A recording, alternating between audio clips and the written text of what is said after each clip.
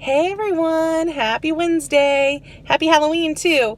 I just wanted to share what a great job we all did on the pumpkins and give a big congratulations to the winners and an extra special thank you to Fallon for organizing that. It's always so fun and something that's so awesome for us to get to share with our clients. To jump right into our updates, we have just a few things this week.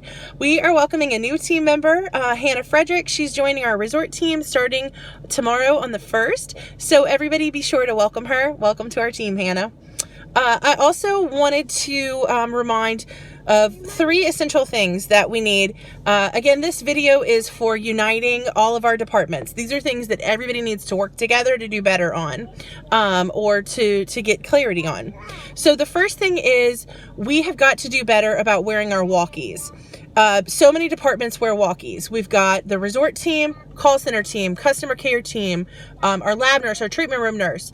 And we depend on the walkie wearers from each of these areas to unite in conversation and to respond to each other and to chip in and help each other. So if one person is not wearing their walkie, the whole effort kind of falls apart. It's critical that everyone wear their walkie at all times that they're supposed to. And this is being announced because we're having a lot of problems with it. It's just not happening the way that it's supposed to. So I'm telling you, we have to do better about that. There's really no reason to not wear your walkie. So if you find one, let us know so that we can help alleviate whatever that reason is. If it's not working, we'll get you a new one. We'll make accommodations, or we'll tell people not to expect you that day. But just not wearing it is just not an option. So going forward, we'll hold you accountable for that in a big way. Really important. The next thing is when we are scanning records, either from inside our practice or outside our practice into part of our patient records, we need you to document the client ID in with the name of the document as you name it once you've scanned it in. So it would maybe be like anesthetic consent form number 2244. That way we know which record it belongs to and avoid assigning it to the wrong record of duplicate patient names or the wrong record period. Really simple concept, just something we need everybody to do uniformly so that we can count on the accuracy there. The next thing I wanted to talk about is parking. Really important. Okay, so I'm going to tell you the names of the different parking lots so that we can map out exactly what needs to happen. When we say the paved parking lot, that's the concrete hardtop that's like attached to the building. That's the part that touches the building where we've got painted lines on it. That parking lot is not for us to park in.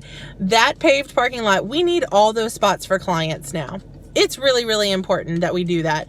We have so many times where we'll have intense amounts of patients being dropped off at the resort or picked up, and then you mix that in with just general hospital traffic. It's so much that we need every one of those spots, except for one for clients. We have one reserved for the team member of the month. That's it. Everyone else needs to park in the gravel lots. So I'm going to call those gravel lots 1, 2, and 3. 1 is the one that starts at the corner of Perard and Antoinette. That lot is kind of catty corner from the daycare. And we're having some challenges with competing for spots in the morning for people parking from the daycare. They may only be there for 5 or 10 minutes, but it's while the majority of our team is loading into that lot and it looks like spots are taken, so they go to other places to park or feel like they're coming in last minute and need to park closer to the building so they don't have to walk as far. It kind of creates a mess. So what I'd like to do is call that lot 1, fill that lot up first. Always, you go 1. The second lot is the next part that kind of touches that. That one's like the second driveway entry to get in. It is across from the part of the apartments that we rent from, and it directly connects to the back door of the practice. That's lot 2. You would fill that second. And then the third lot is the lot behind that. I would kind of call it along the back side of the practice. It's on the corner of Antoinette and Noel. And so that parking lot would be the third to be filled. So if we kind of know, if you're coming around the corner, around the front of the practice, and you're going to turn off the corner of Perard onto Antoinette, the first option for the driveway, you could look. If that lot's full, go to the second. Look, if that's full, go to the third. We have enough gravel spots to fill everybody. There's really no excuses to not use those anymore, and we need to get in the habit of using those just for the most appropriate flow. And if we decide to do in the future some construction and get those things going, we'll all be trained and out of the way to do that appropriately. And right now, we need those extra spots for clients. It's critical that we all do this right.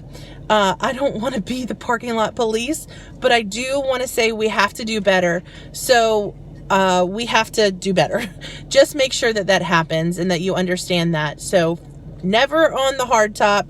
Fill lots 1 first, 2 second, 3 third.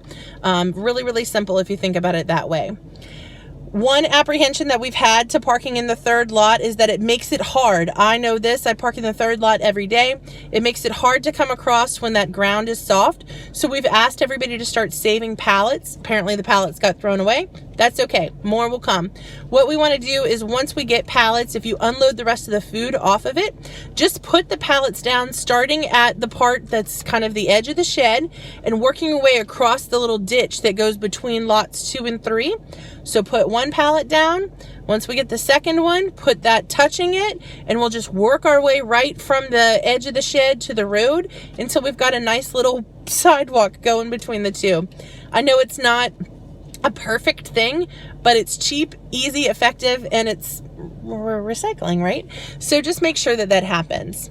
Okay, the last thing I wanted to share is, again, OCC, that's the Operation Christmas Child. We need to be collecting items. Please, please, please try and commit to packing a box.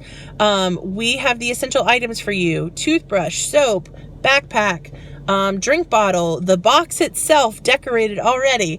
So all you need to do is choose which age group you want to shop for, bring a couple items.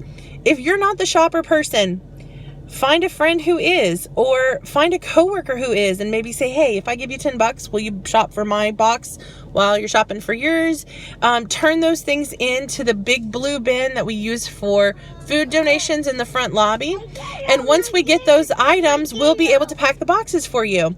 When you bring your items, if you just wrap what you would have put in a box in one shopping bag and maybe tie it closed, we'll know to put that in a box for you.